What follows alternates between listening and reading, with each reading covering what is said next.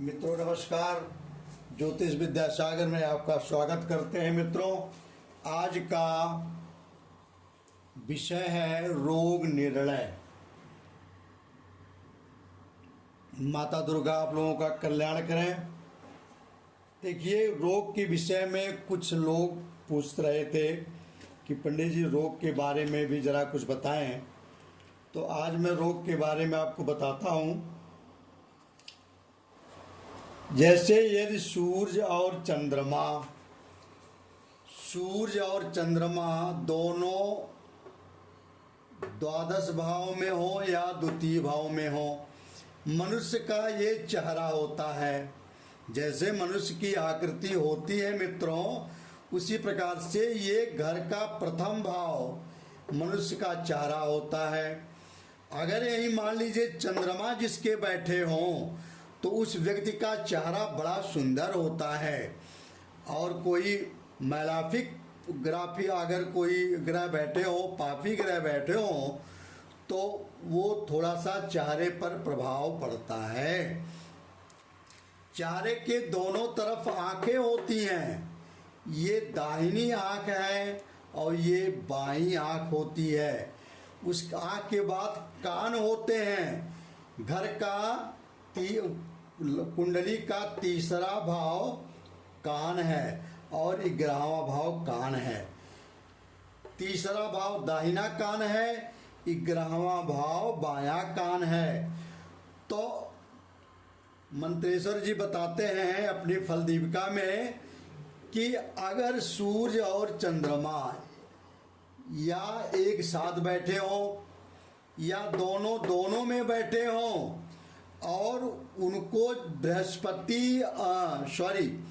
मंगल और शनि कहीं से बैठ के देख रहे हों। जैसे मान लीजिए यहाँ चंद्र बैठे हैं, या दोनों को अभी मैं एक में कर देता हूँ। बरावे में चंद्रमा और सूर्य दोनों बैठे हैं और शनि जी यहाँ बैठ गए 10वें में और मंगल जी यहाँ बैठ गए। तो देखिए, शनि जी अपनी तीसरी नज़र से चंद्रमा और सूर्य को देख रहे हैं। मंगल जी चौथे नज़र से, चौथी दृष्टि से 1 2 3 4 शनि और सूर्य को, चंद्रमा और सूर्य को देख रहे हैं। तो ऐसे व्यक्ति की आंखों से संबंधित प्रॉब्लम होती है।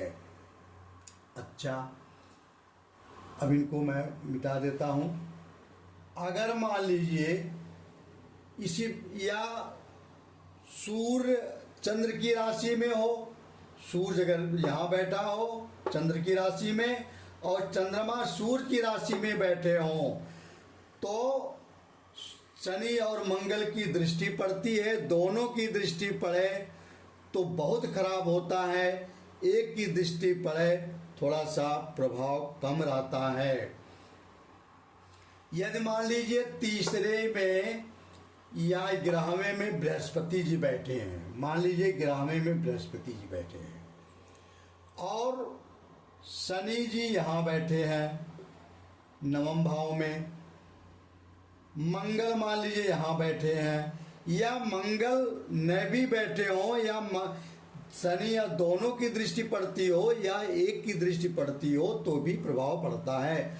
ऐसे आदमी कानों से बहरा होता है। ये कान होते हैं मित्रों।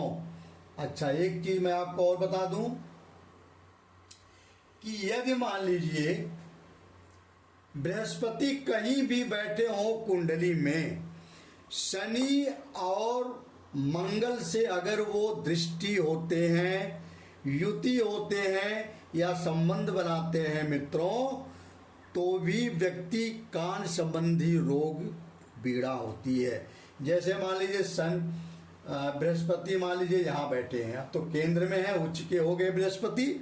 लोग कहेंगे भाई बृहस्पति तो बहुत उच्च का है, बृहस्पति तो सारे रोगों को खत्म करने की ताकत देता है। लेकिन अगर यही मंगल बैठ गए तो ऐसे व्यक्ति के कानों में फोड़े, फुंसी, व्रण, घाव इस तरह से होते हैं। और मान लीजिए यहाँ अगर शनि जी बैठ गए, शनि जी की पूर्ण दृष्टि पड़ी बृहस्पति पे, तो मित्रों ऐसे व्यक्ति, बृहस्पति वायु के कारकत्व में आते हैं।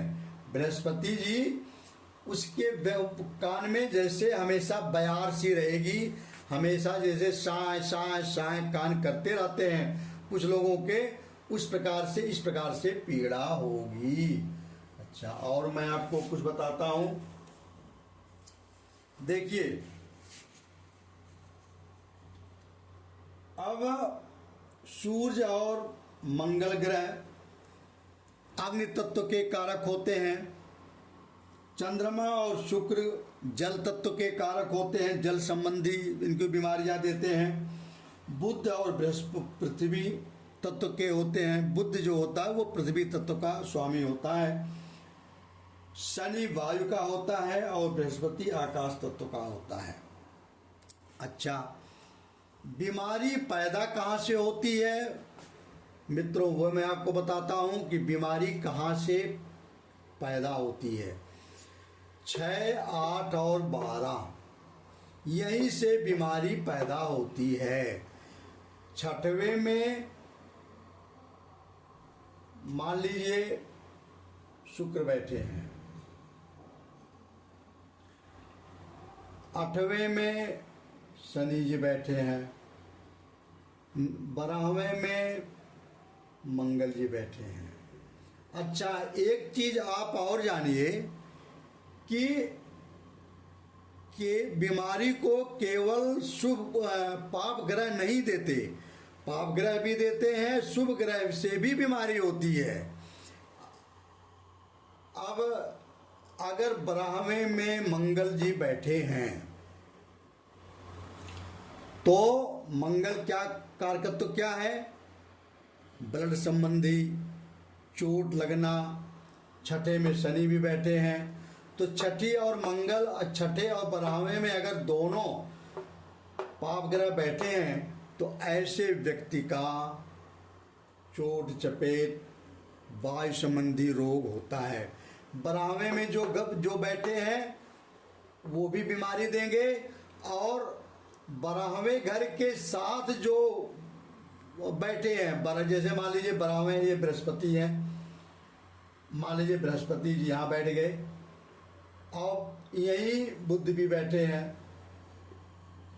तो अब 12वें घर के मालिक बृहस्पति जी हो गए। बृहस्पति के साथ कौन बैठ गए, बुध जी, तो बुध जी भी बीमारी देंगे। अब इसी प्रकार से 6वें घर का मालिक बुध जी हैं, अब बुध जी के साथ कौन बैठे हैं, बृहस्पति जी। बृहस्पति जी और बुध जी दोनों बीमार आपको करेंगे। और 6वें में जो ग्रह बैठा है, शनि बैठा है, शनि भी बीमार करेंगे। 8वें में बताते हैं कि 8वें में जो ग्रह बैठा होता है मित्रों, उसी ग्रह के बीमारी से हमारी मृत्यु भी होती है। या 8वें घर को जो ग्रह देखता रहता है, जैसे 1, 2, 3, 4, 5 बृहस्पति जी भी देख रहे हैं 8वें घर को। अगर मान लीजिए बाई चांस यहाँ शनि जी न हो, 8वें में कोई ग्रह न हो, तो बृहस्पति जी 8वें घर को देख रहे हैं। तो बृहस्पति जो घर 8वें घर को जो ग्रह देखते हैं उनकी बीमारी के संदर्भ में व्यक्ति की मृत्यु होती है। लास्ट बीमारी उन्हीं की होती है, क्योंकि ये मृत्यु भाग बताया गया है। अच्छा, और पहले तो अष्टम में जो ग्रह बैठे होंगे, जैसे शनि जी बैठा दिए, मंगल जी बैठा दिए, तब कोई देखे या ना देखे, उन्हीं के जो ग्रह बैठे हैं उन्हीं के संदर्भ में व्यक्ति की मृत्यु होती है। तो बीमारी का 6ठा, 8वां, 12वां घर होता है। जो इसमें बैठे होते हैं उनके संदर्भ में बीमारी होती है। जो ग्रह इन घरों को दृष्टि डालते हैं वो भी व्यक्ति को बीमार पड़ते हैं। इनके ग्रह के मालिक जहाँ बैठते हैं उस संदर्भ में अगर मान लीजिए अष्टम का मालिक है, अष्टम एक एग्जाम्पल मैं आपसे लेता हूँ, यहाँ वृश्चिक राशि है, अष्टम के मालिक है मंगल जी। अब मंगल जी देखिए मान लीजिए पंचम में बैठ गए, मंगल जी कहाँ बैठ गए? पंचम में। तो पंचम इनकी मृत्यु पेट की बीमारी से होगी। ये बीमार करेंगे, किस तन का कौन सा भाग बीमार रहेगा? पंचम पेट का होता है। पंचम जो है मंगल पेट से रिलेटिव बीमारी पैदा करेंगे। सारी बीमारियां पेट से ही पैदा होती हैं मित्रों, तो पेट ही बीमारियों का जड़ होता है। तो इस प्रकार से हम आकलन कर सकते हैं। मान लीजिए मंगल अष्टम की दशा चल रही है, अंतरदशा मारक ग्रहों की आ गई, तो ये जानिए कि फिर बच पाना बड़ा मुश्किल होता है। इस प्रकार से मैंने कई कुंडलियां देखी हैं। छोड़िए, और बहुत डरवाने की ज़रूरत नहीं है, इसलिए मैं ये नहीं बता रहा हूँ कि कोई व्यक्ति डर जाए, इसलिए बता रहा हूँ कुछ जानकारी आपको भी हो। लोग हमसे जानकारी बस पूछते रहते हैं। अगर मान लीजिए मंगल पंचम में है तो उदर रोग होता है। पंचम में मंगल हो या कोई भी पाप ग्रह हो, ये भाई साहब उदर रोग आपको देंगे जरूर। शनि हो, राहु हो, केतु हो, सूर्य हो, तो जिनके पंचम में पाप ग्रह बैठे हैं वो उनकी कुंडली आप उठा के देख लीजिए, वो पेट से परेशान जरूर हैं। अगर मंगल हैं तो फोड़ा फुंसी, पेट में शूल वगैरह। शनि जी है तो पेट में वायु होते हैं। बृहस्पति जी हैं तो ये आकाश तत्व के स्वामी होते हैं, दूसरी बीमारी देते हैं। तो इस प्रकार से जो ग्रह होंगे वो अपने कारकत्व की बीमारियां देते हैं। कहाँ देंगे? पेट से संबंधित, क्योंकि ये पंचम भाव में बैठे हैं। इसी प्रकार से शुक्र अगर सप्तम में बैठा हो या अष्टम में बैठा हो, तो सप्तम जो होता है वो जननांग का होता है। गुप्त अंग होते हैं, स्त्री हो या पुरुष हो। अगर शुक्र सप्तम में बैठा है, और शुक्र जो क्या कारक है? ये वीर्य का कारक है। तो यहाँ वीर्य संबंधी रोग होगा या मूत्र संबंधी रोग होगा। अभी एक चीज मैं आपको यही बता दूं, कुछ लोग चारपाई पे ही बाथरूम कर देते हैं, तो उनकी कुंडली को आप देखिए, सूर्य यहाँ, शुक्र यहाँ पे बैठा है सप्तम में उनके, और वो पीड़ित होकर बैठा है। तो ऐसे व्यक्ति का ये रोग होता है। जिनको शुक्र यहाँ बैठता है, जननांगों से संबंधित रोग होता है, गुप्त रोग जिसको बोलते हैं, वो देता है। अगर शुक्र मान लीजिए यहाँ बैठे हैं, मंगल की राशि में बैठे हैं, तो ये अष्टम भाव शरीर का गुदा भाव होता है। तो उसको बवासीर वगैरह, क्योंकि मंगल की राशि है, खूनी बवासीर वगैरह वगैरह ये गुदा संबंधी रोग देते हैं, अगर शुक्र यहाँ और सप्तम में और अष्टम में बैठते हैं। तो यदि षष्ठेश, अष्टमेश और सप्तम में बैठ गए, षष्ठेश छठवें के मालिक और आठवें के मालिक सप्तम में या अष्टम में बैठ गए, तो वही चीज जननांग संबंधी रोग और गुदा संबंधी रोग देंगे। यहां पर कोई भी पाप ग्रह, अगर मान लीजिए 6, 8, 12 घर के स्वामी कोई भी 7, 8 में बैठ जाता है, तो उस व्यक्ति को परेशान होना होता है। वो निश्चित रूप से पीड़ित होते हैं जननांगों से। यदि छठे आठवें घर में सूर्य हो, छठे में आठवें में सूर्य हो, तो सूर्य क्या कर, ये पित्त कारक होते हैं। तो ऐसे व्यक्ति बुखार से बार बार बुखार होता है। यदि छठवें में आठवें में शुक्र जी बैठे हों तो ऐसे व्यक्ति को बुखार बार बार आएगा और बुखार से ही वो काफ़ी उनको हानियां होंगी। और मान लीजिए केतु हो, अगर अष्टम में, छठे या अष्टम में केतु बैठा हो या मंगल जी बैठे हो तो ऐसे व्यक्ति की दुर्घटना होती है, बार बार दुर्घटना होती है। अगर मंगल और केतु दोनों या एक कोई छठवें में बैठे हो या आठवें में बैठे हो, छठवें में बैठे होंगे तो दुर्घटना तो होगी लेकिन हॉस्पिटल के सहयोग से बच जाएंगे। अगर मान लीजिए बाई चांस अष्टम में बैठे हैं और किसी शुभ ग्रह की दृष्टि नहीं है, मान लीजिए यहाँ केतु बैठ गए, तो केतु यहाँ का तो ग्रह मृत्यु का कारक होता है लेकिन बृहस्पति की दृष्टि पड़ गई। देखिए आप 1 2 3 4 5 बृहस्पति दृष्टि पड़ गई। इस प्रकार से थोड़ी सी बचाव बृहस्पति जी करेंगे। अच्छा जी,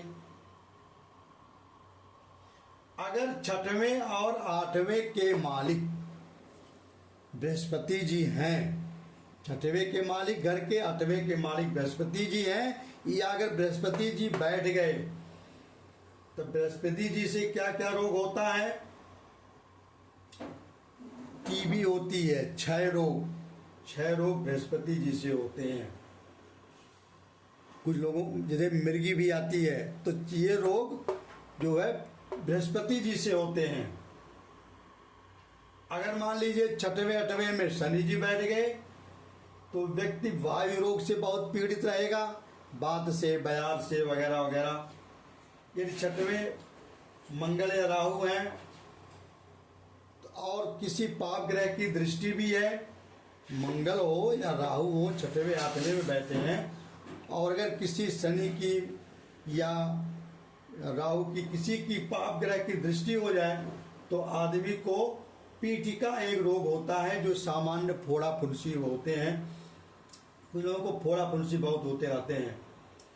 अगर छठवें और आठवें में चंद्रमा और शनि एक साथ बैठ गए तो ऐसे रोग तिल्ली के कारण, तिल्ली बढ़ जाने के कारण पेट में पसलियों के नीचे दाहिनी ओर यकृति, जो जिगर जिनको बोलते हैं, और बाईं ओर प्लीहा तिल्ली होती है। और यदि मान लीजिए चंद्रमा कृष्ण पक्ष का है और पाप ग्रह के साथ हो गया तो जल राशि में, जैसे 6 8 12 राशि जल होती है, तो जल राशि मान लीजिए यहाँ चंद्रमा बैठ गया, शनि बैठ गए और चंद्रमा भी कृष्ण पक्ष के हों तो ऐसे व्यक्ति को अम्बु रोग होता है। पेट या शरीर के अन्य भाग में पानी भर जाता है तो उसको हम टीबी बोलते हैं।